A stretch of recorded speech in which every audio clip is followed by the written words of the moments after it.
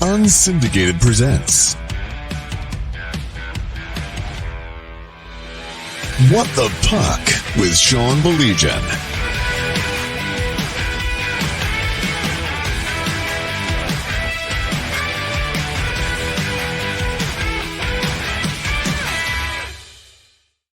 Well, welcome into another edition of The Proven Path. We always want to thank our friends with the Michigan High School Hockey Coaches Association for making this possible, getting everybody fired up for the new season, which will be here before you know it, and talking about some of the great things that are going on in and around the great state of Michigan, along with my partner, Mike Iavasile. My name is Sean Baligian. Very, very pleased to be joined by this guy. He's done a heck of a job continuing what has been quite the success story on the west side of the state. And it culminated with finally, Jordan? Finally winning that state championship last year. Let's welcome in the head coach of the Byron Center Bulldogs. He is, of course, Jordan Steger. And first of all, Jordan, really appreciate you taking the time. Thanks so much for joining us. Yeah, no worries. Appreciate you guys having me. Talk about that. Let's start right there. I mean, there's no better place to start than, looking back to last year and really the culmination of a lot of hard work that even started before you became the head man with Byron Center. But the sigh of relief that I saw from the boys coming so close so many times. What an incredible journey that was for all you guys last year. It was so special. I always use the word fortunate or blessing when talking about it. And I apologize. I actually just got off the ice, so scratchy throat here. It was a major sigh of relief. It was like we have been to 3 in the last 4 years. If we don't come out with one of these, especially moving on a class that had just accomplished so much. I know personally, and our staff, I can speak on our staff's behalf, just what happens if we can't get one of these? It was like a moment of, we were extremely excited, but it was also a sigh of relief. Like, all right, good. These boys are leaving with what they deserve. Well, that was, Coach, that was the end of the story of last year. And when we're on the show, we're talking about the pathway and getting players to move on and how high school hockey has become that proven pathway. Let's start with your pathway. You have a very interesting career. So take us through where your playing career took you, where your coaching career has taken you, and how you landed in Michigan high school hockey at Byron Center. Yeah. So I played travel growing up over on the west side of the state, Grand Rapids, and then moved on to high school hockey where I had a couple years at Caledonia. And then after that, an assistant coach who was currently at was at Davenport at the time, moved on to coaching the team there. And that's how I kind of got recruited to head there. So it was a pretty big no-brainer. My parents, I was the guinea pig child. The older brother, my parents weren't, they were hockey parents, but they weren't well-versed hockey parents as far as they didn't know pathways. So when the local university, who had quite the success even before we had gotten there, came knocking, it was pretty much a no-brainer. And then after that, I knew I wasn't done playing. I love the sport too much. So I was able to reach out to some European teams, went and played some minor pro in 3 different leagues over there. Had amazing life experiences, learned more about the game. Obviously, you guys know European versus North American hockey, a little more possession-based, a little more smooth. So I was able to kind of learn perspectives on that as well. It was very, very, very Jordan, fortunate. No, I love hearing you say that, because one of the cool things, one of the hats that I wore in the past was working for the USNTDP, and watching some of the teams come in, watching the Finns practice, watching the Swedes practice, looking at the various things they do. It's fascinating to me. And I'm sure that's kind of helping you in your path to where you've been right now? You take a little bit of this, take a little bit of that, just like Scotty Bowman took a little bit of what he saw from the Russians back in the day. And we're seeing quite a bit of that in the world of hockey today. Yeah. Like I said, we were watching the Swedes play, I believe, the U.S. national team at the World Juniors last year. I had our D sit down and watch the way the Swedes moved the puck and just how much constant support was. They had no issues bringing it back to their D partner, or if, to regroup, like, hey, we're going to possess this puck. Let's not just give it away. Now, there's always a place in our game for, dump and chase, getting it deep. But if our zone entry isn't lining up right, or there's a storm in the middle, we have no issues throwing it back and possessing that puck until something comes that we like. And I would definitely say that's more prevalent in European style hockey with all the ice that they have to work with and the skilled players. So, yeah. Excellent. On top of bringing the play back, when you're coaching and these guys are moving on, be it Jackson Freusland, Caden Pratt, and these guys, do you use your experience of being overseas to help them get along where they're at right now, being away from home in juniors? Yeah. Hilariously, we have had some of those conversations like, hey, it's not going to be pretty all the time. You love your family. They're both family guys. You love your family. Like, yeah, we've been there. Anyone who's moved on, been fortunate enough to move on, has definitely been there where, like, man, it's the dog days. It's middle of January.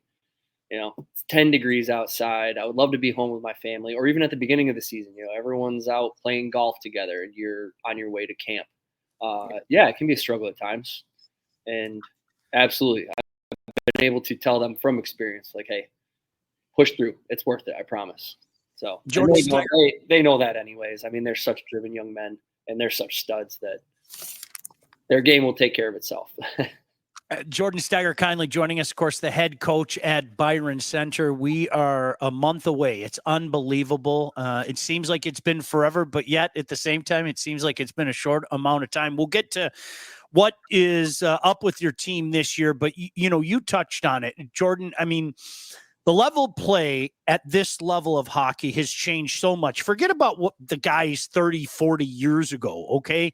Just in the last 10 years, I've just watched the player, the caliber of player improve so much. And I think a place like Byron Center certainly is helping that out from your perspective, from your vantage point. Have you seen the kind of increase that guys like Mike and I are always drooling over? Yeah. I mean, that's just not just at BC, that's just worldwide. The type of skill that comes into this game now, it's wild. And having working in youth hockey, you see that we really push skill and hockey IQ at a young age now. It's not just, and yes, it's always for fun, but even at the 8U, 10U level, we want these guys learning the game, but having the skill to go along with it. So a lot of these kids are doing skill sessions on their own, not organized by their team or their association, just on their own throughout the summer. There's no such thing as off time anymore in the game. And I think that's what you're seeing, right? These kids don't take off time. Coaching youth hockey, there's not one time that we're even standing in line that these kids aren't doing the Michigan and talking about, you understand what I'm saying? Like, it's just nonstop pushing it. These kids are watching YouTube videos on how to, shoot better. There's so many more resources, and I can't say that the kids are more driven. There's just more resources to go along with that drive. Yeah. That's not just high school hockey. That's across the board. Yeah. Mike, very quickly, a mutual friend of all of ours wanted to say, what's up, Stegs? Great coach, Mark Beaufait. Chiming in, and old Livonia guy, and I know you guys have a little history together as well. Sorry about that, Mike. Wanted to give a shout out. That's perfectly fine. Both friend of the show, he's always welcome on there. You've mentioned a couple times working. Yeah, you've mentioned a couple times working in youth hockey, and it's not only the players that aren't taking time off, coaches aren't taking time off. What are some things you're doing that are staying involved with that association, or Fox Motors, or any of those players out there that are going to be future players at Byron Center?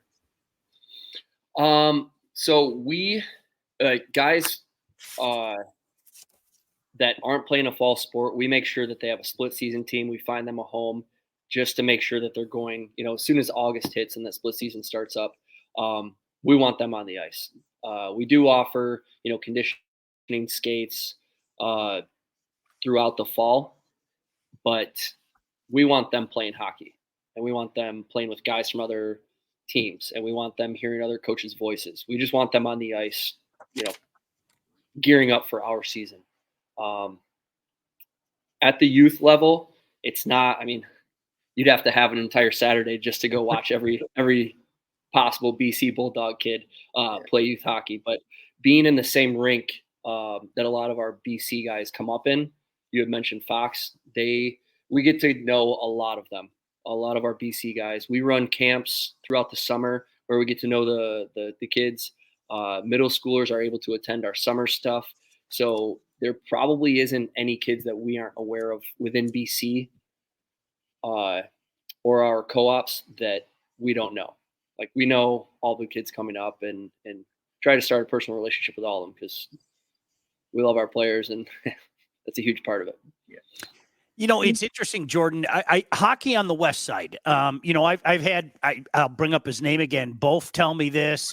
Coach Zaschek, who was at Forest Hill Central forever, and obviously we've seen runs. Going back to East Kentwood and the runs that Joel made at Granville. Hockey on the West Side it keeps going like that. Not just your success, but you just see it. You mentioned Fox, you mentioned all the different options for people. It just seems like that is another thing. We talk about growth. It's really been growing in the past decade out there. Yeah, and there's some nice rivalries on this side of the state too now. You guys cover them at state champs. It's a lot of fun, and getting to know and root for all the other teams and the players is a lot of fun as well. A lot of the coaches, like I mentioned before, work in youth hockey, so you get to know these kids, and then they're off at a different school. You don't like each other for one night, but then you take your picture after with the kid that you coach or you played with. You guys see that all the time. It's a lot of fun, and then you're watching the stats from Friday night roll in, and one of the kids who had a hat trick, so you're texting him or his parents, and yeah, it's special. The West Side is hopefully continuously climbing and climbing. Yeah, it's climbing and climbing. And the one team that we're hearing a lot of, a term that Sean uses, the usual suspects, is your team in Byron Center, coming off your first state championship, a 22 1-2 record. Now, we know we had some big losses with Freuzel, Pratt, and Swanson, but hopefully you're going to be replacing them. These guys are returning in Philo, McKee, and the goaltender, I believe it's Saul. He was 9-0 last year. What are your expectations for those returners, and what are some names of some rookies that we should be looking for this year? So we had, first off, huge shoes to fill. We've already ran a couple captains meetings where we talked about that. The one thing that, as soon as we lost in the 22-23 state championship, we had a captains meeting for the following year over the summer, and we had to set the tone right away. If you think because we lost 12 players that we're not going back, then you're dead wrong. And if you do truly think that, then you're probably not welcome here. So we've already talked about that with our guys. We're graduating 10, and like you just mentioned, some very, very big names.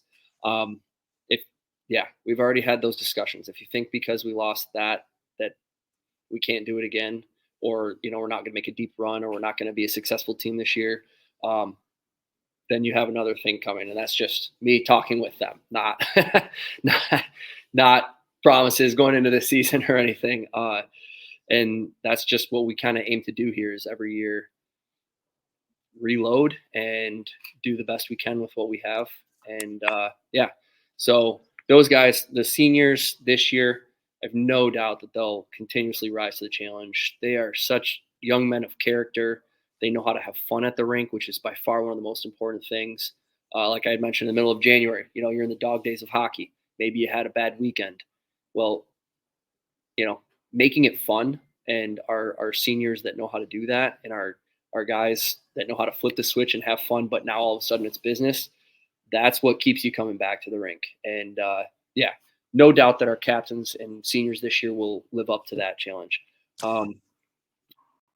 For some rookies, we have new to us would be Goheen. Goheen's going to play a huge part for us. Dylan Camigo was with us last year, Bryce Bowling, some of those names. I'm sure you'll be hearing a lot more of this year. Another top 9 guy for us, probably Chase Vanderwoody. He's a go guy. His feet are moving nonstop. Nick Dulce will be a huge part of that this year. Eli Colden. Sorry, I'm just throwing names at you. No, It's all good. you're helping me. Are you kidding me? These are names I got to remember. Yep. Reed Gluckler, he's going to have a great year. And then you had mentioned just the guys from last year, the juniors who are going to be seniors this year: Braxton McKee, Luke Laska, Lukey Philo, Jackson O'Keefe. What am I missing here? Shoot, missing a couple guys here. But yeah, it's gonna be a special year. Part of the reason we do this is again the proof. Sorry, I gotta give. Go ahead. No, go ahead. Casey Brum, another one of our captains. Another guy who had just a fantastic playoff run last year. So, yeah, looking forward to watching him play this year too. Part of the reason that we do this, Jordan, is we're excited for the new season. We're only a month away, and I want to talk about something great that the OK Conference is doing. I love it. I love every second of it.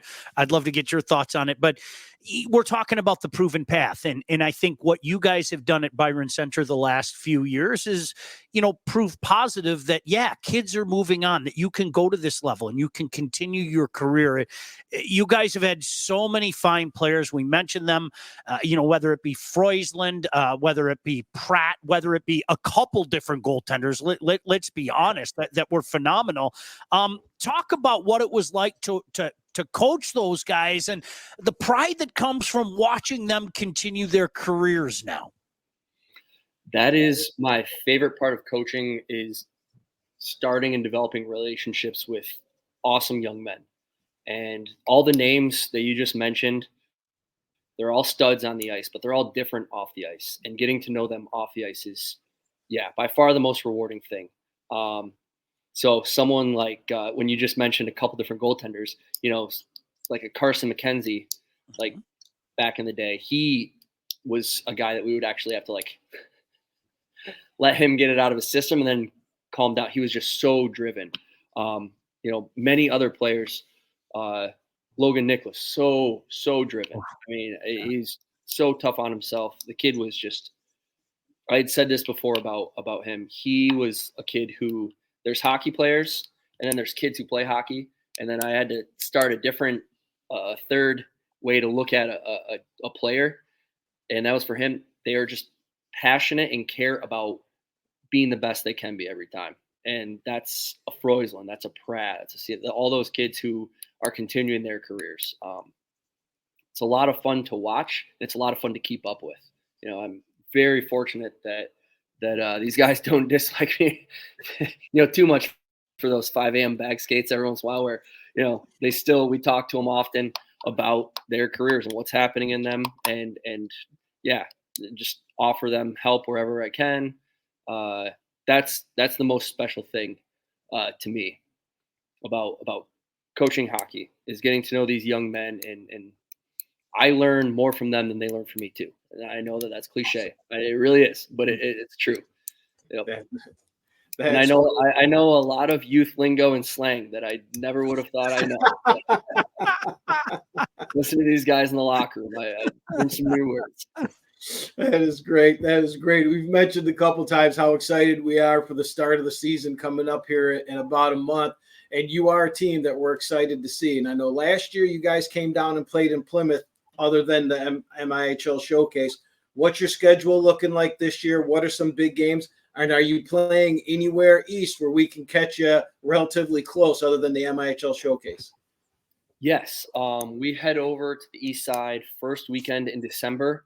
We like to get out of town as soon as, we get a couple games under our belt and then get a roadie out of the way. We like to get the guys knowing each other. Road trips are so fun. Guys get to hang in the hotel. Our coaching staff is very close with all of our players as well. So we'll hang down in the lobby and just chat with them. It's nice to get to know them. That's an opportunity for new guys to kind of find where they fit into the mold here. So that first weekend of December, we head over to the east side for a road trip.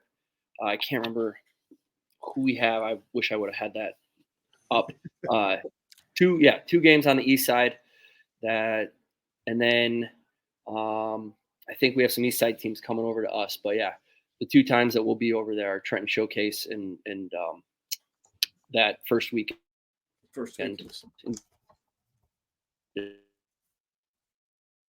Yeah, if you want to look that up, Jordan, be my guest, because I was just talking to Ossenmacher today. Get those schedules up. I think we're all waiting to see those schedules, right?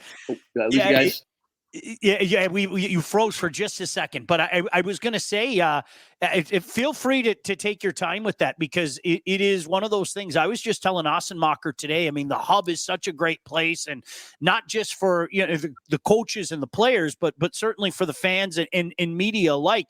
I think everybody wants to see those schedules right now, and I mean. Here's the cool thing about what you guys have done, and I'm shooting straight with you. When you have a really good Grand Rapids Catholic team, right? Mike Slobodnik, when you have a really good Granville team, when you have a BC team, you know what? People around here, they want to go see them.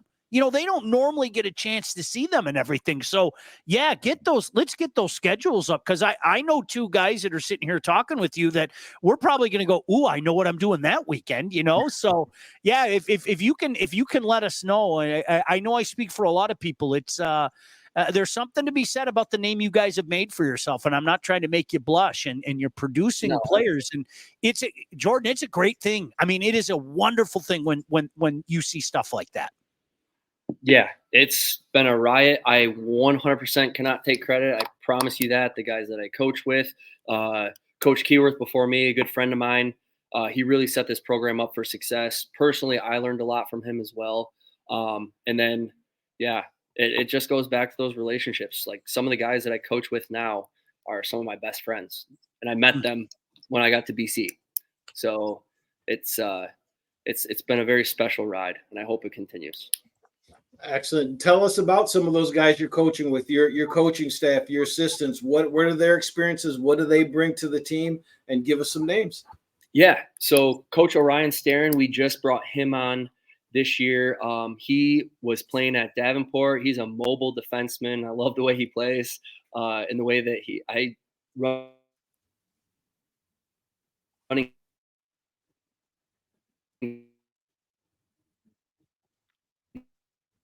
All right, getting a little stoppage there. Maybe a little Wi-Fi issue. Jordan, we'll try to get that back. Sometimes it happens. Mike, here's the technology thing that we talk of. Sometimes that Wi-Fi acts up. Right? I had to. You know what I did at my house? I had to get those Orbeez. Right? Yeah, I had to get those Orbeez at my house to give me more juice. So I think we got Jordan back though. But go ahead. All right, there we go. I was so happy that it wasn't my Wi-Fi. Is it mine? I'm sorry. I'm on the Rinks Wi-Fi here in Holland. No, it's all good. It's all good. Talk about your assistants. Yeah, talk about your assistants. Yeah. The other guys on the coaching staff, Coach Orion Starren played at Davenport. And yeah, just a mobile defenseman. I jokingly call him the Cale Makar of ACHA. Super smooth skater, puck mover. So, and having worked with him over the summers in some camps, I love the way that he connects with young men.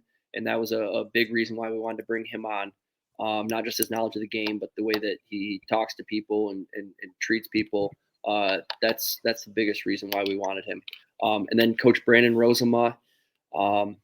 I don't know if you guys know this, he's now Aquinas' coach here in town. Just I'm going to jokingly call him Grand Rapids, Hall of Fame guy. Yeah.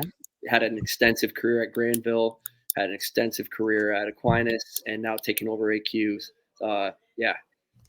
Amazing young guy who loves this game.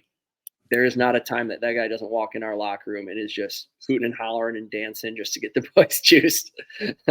So that aspect, paired along with a wealth of hockey knowledge, makes him the perfect guy to have on as well. And then the guys who, have careers and are now helping Ernest, Ryan Wolf, and Mason Stewart, guys who have been a huge part of this program for many years. And still wouldn't be all right if I didn't give another shout out. That's awesome. No, I appreciate it. So here's what I want to throw at you. I brought this up earlier with the OK conference. I love what you guys are doing. We talked to Coach Benedict about this a couple weeks ago at Mona Shores. For people out there that maybe didn't hear that conversation and maybe haven't heard what the OK conference is doing, and I swear to you, Mike doesn't know this yet, and Coach Hunter doesn't know this yet, but they're coming out there with me to watch this with our own two eyes to cover this, because I think this is something special, and I hope a lot of other leagues around the state follow this. But tell everybody what you guys are doing in the OK conference this year. I love it. Absolutely love it. Yeah, so instead of playing each other twice, we have two conferences, and you're playing everyone in your conference once, and then we're going to host a like a crossover tournament at the end of the year. So the biggest thing that I like about that is that's pre-playoff hockey, right? Like it's not just a couple throwaway games at the end of the year now. We're in playoff mode before. So that's an opportunity for us to, really get into do or die type hockey. So that's by far the favorite aspect of mine. As soon as they were talking about it at our OK conference meeting, it was like, yes, that sounds phenomenal. So go ahead, Mike. Mike, you're muted. Yeah, make sure you unmute yourself. I can see that mic right there. See that where it says Mike? Yeah. Yeah, we got a lot of that going on tonight. All right, he's still muted. Todd, any help with that? Oh, okay, we'll try to get him back on. We'll try to fit. In the meantime, Jordan, let me ask you this: why high school hockey? There are so many different choices out there for kids, and I always say this every show, and I'm going to say it to you. I am not demeaning any other league or anything like that. I'm here to talk up this product, okay? So I don't want anybody to misconstrue I'm taking a shot at this, that, and the other thing. But for a kid out there, 14, 15-year-old kid that's weighing his options right now, why high school hockey? Yeah, and I echo what you just said about not saying anything about any other league, right? There's certain players who should go this direction, and there's certain players who should go this direction.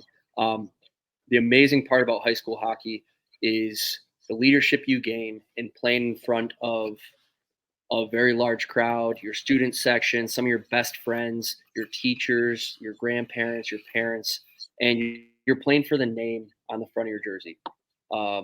Oftentimes, we're not even talking about our team when we're having some heart-to-hearts in the locker room. We're talking about our program. How are we going to represent Bulldog hockey for the kids who are on the glass right now looking up to you? That's the coolest part about high school hockey. We had an injury last year, Benny Passano. I don't know if you remember him. Mm-hmm. He came off of a kneecap, a fractured patella, just in time for playoffs. But in that span, there was a little kid who, honestly, I didn't even think he spoke English quite yet. He was maybe 2 years old, I swear, dragging a little mini stick, walking up. And, we're getting on the bus ready to go. And he said, "Hey, Coach, is Benny playing tonight?" And I kind of took, it was wild. First off, I didn't even expect the kid to, like I said, speak English yet. And then he knows Benny's name and was asking about if Benny's playing that night or not. And I was like, wow. I shared that with the boys. Like, hey, you mean so much to our community, to our coaching staff, and most importantly, the future Bulldogs that are sitting on the glass right now cheering you on. So, I thought that's the perfect reflection right there. That's great. Why high school hockey? That's an excellent story. That sums up high school hockey right there. I love it. And I think this is our last interview, right, Sean, that we're doing. One more. We're talking to Coach McSween. Yeah. We're talking to Coach McSween. All right. So I get to ask this question. Yeah. So I get to ask this question one more time. And I want to kind of preface this question with, I'm not saying this to to be negative or to start an argument or anything like that. But I ask this question every time, Coach. It's if there's one thing you would like to change in high school hockey or improve upon in high school hockey to make our players better or get more kids to move on, what would it be? My joking answer would be NIL. I think that's our second NIL answer. Oh, did someone else say that? That's funny. I'm totally kidding. If you would have asked me this last year, I would have said the reseeding and playoffs, and then let's do away with the coin flip. But obviously that was taken care of, and I think that I'm going to go with that. All right. Hey, it's an excellent answer. And the reason I prefaced it was I've thought about it, and I've been in high school hockey for a long time. I started coaching in 2000, and I run into people like yourself all the time, and we all have these ideas, right? And now we've got this show out here, and I think all of us can have these voices on some things that we can make high school hockey better. We don't want to be stagnant. We don't want to stay where we're at. We always want to get better. I love that answer. There's always something that we can improve upon. I thought, Jordan, and I'm going to piggyback on what you just said, Mike, and I don't know if you had a chance to make it. I know everybody has coaching in life and everything. But I thought what Coach Ossenmacher and Dan Giacchino did, from Calumet, in getting all the coaches in the same building, or trying to get all the coaches in the same building last week, was fantastic and goes hand in hand with what you guys were just talking about. I mean, what ails your program might not be what ails Tawas, for example. What ails Tawas might not be what ails Hancock. So to get everybody in the same building up at Soaring Eagle in the Mount Pleasant area, I think that was an idea that was very long overdue, because you start the conversation and you start to figure out what's best for the lot. And that's what I love about this level, because I see it more times you can shake a stick at. Of course, you're thinking about Byron Center, but you're thinking about Forest Hill Central, and you're thinking about, what's good for the betterment of the game and what's good for the betterment of the kids. I thought it was a brilliant idea to have the coaches clinic and all the coaches in the same place having those types of conversations. Yeah. I mean, to get it in what you had asked earlier about MHSAA, like, they do an amazing job of setting up what high school sports are. But hockey's its own entity. I mean, any sport is its own entity, right? But you have to pick the hockey brains if you really want to know what direction to move in. And obviously, that's what they did. You need to ask the guys, like the coaches who have been here forever, consistently improving. That has to be the goal here. And you have to ask your biggest user group, the coaches, the players, like, hey, what can we do differently? And that's what's happening. So I saw a lot of pride last year, Mike. I think you can vouch for this. I saw a lot of pride from the East Siders as a whole. You guys cheering on EGR, whoever it may be in a particular year.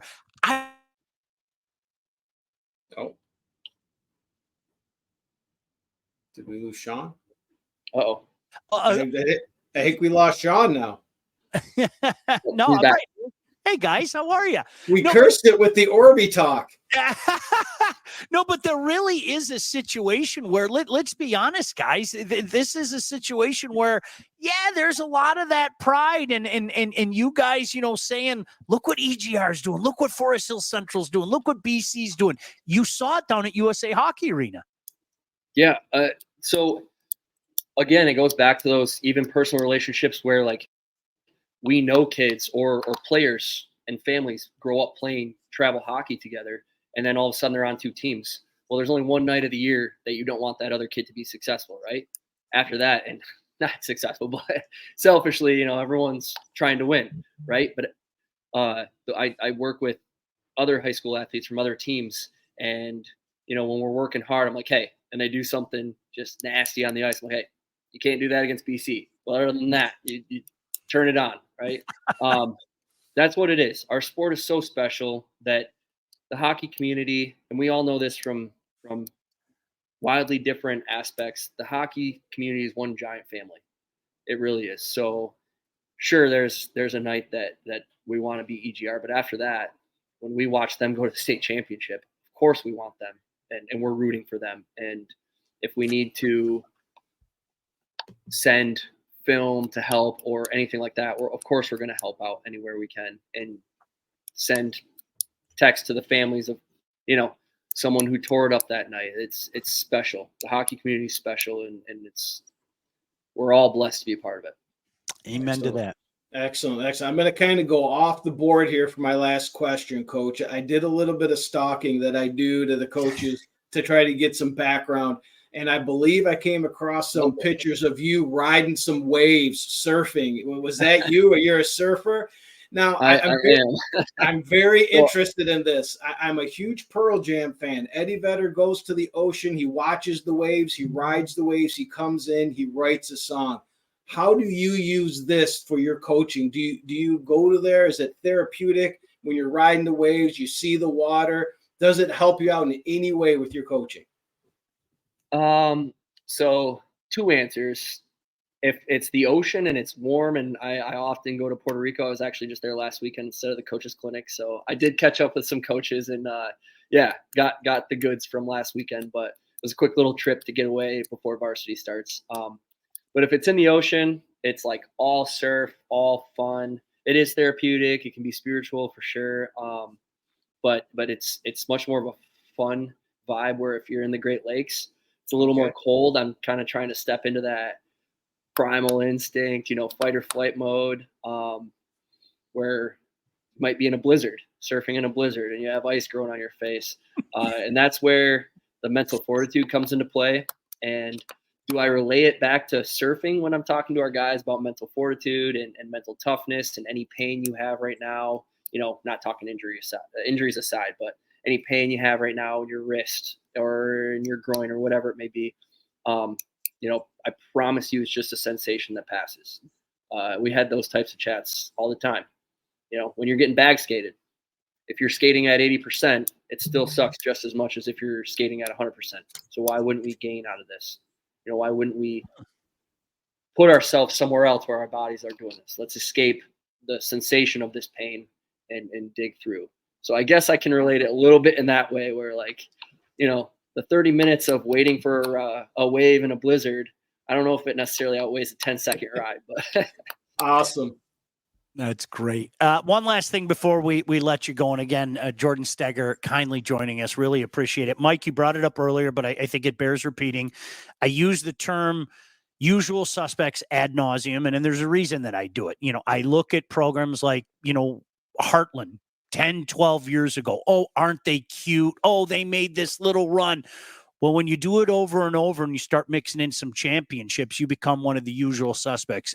I think you guys have been like the poster child for the usual suspects. Watching you go with Coach Keyworth, and now with you, watching you go like this and having it culminate in a championship last year, I think it's not only obviously great for you guys, I think it's great for the state. And it shows people, it can be done. It's going to be a heck of a lot of work. It's not going to happen overnight, but it definitely can be done. Yeah, and I just credit the guys who respond to all the chats that we've had about not this year, but for years to come. We talk about we're doing it for the logo that's in the middle of our dressing room. We do it for the logo that's in the middle of your practice jersey, right? Because that's where the real wins are happening, is in your practice jersey, and that's where all of our guys have consistently bought into. We want this program to be a success for a long time. And of course, there's ebbs and flows in a season, just like there's ebbs and flows in a generation of hockey. So we won't always be able to control what it's like in 5-10 years. But starting something and being a part of something that is bigger than you is basically why you start playing hockey or any youth sport, anyways. Right? You're going to learn so many life lessons through that, and we talked about that all the time. And you look at last year's team and the year before that, and for the last 5 years, whether it was as a head coach or an assistant, I was able to watch so many young men leave it all out there and make their community proud, and their parents and their coaching staff especially, while making a name for the guys who are coming to us in 5 years. You know, I give all that credit deserves to be on those boys. And and this is a special thank you even now to all of them, that everything they've done for us. So. Yeah, awesome story. No doubt the story continues. It continues about a month from now.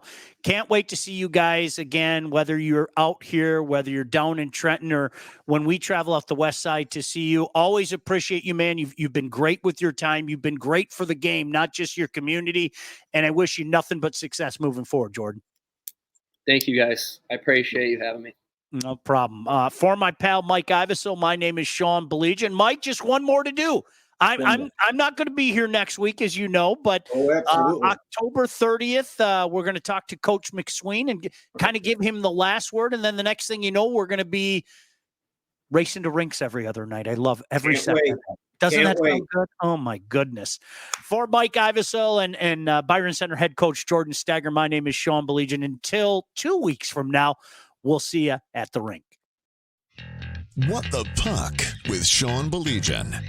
Executive produced by Sean Baligian and Todd Losey. Theme song, incidental music, and related sound effects are from Always Pushing Forward by Elliot Middleton. Engineering, mixing, and graphic design support provided by the Unsyndicated Podcast team. Don't forget to like and subscribe on all your favorite channels. While you're there, be sure to rate and review the podcast. Got something to say to Sean? Call the Unsyndicated hotline at 248-237-3257.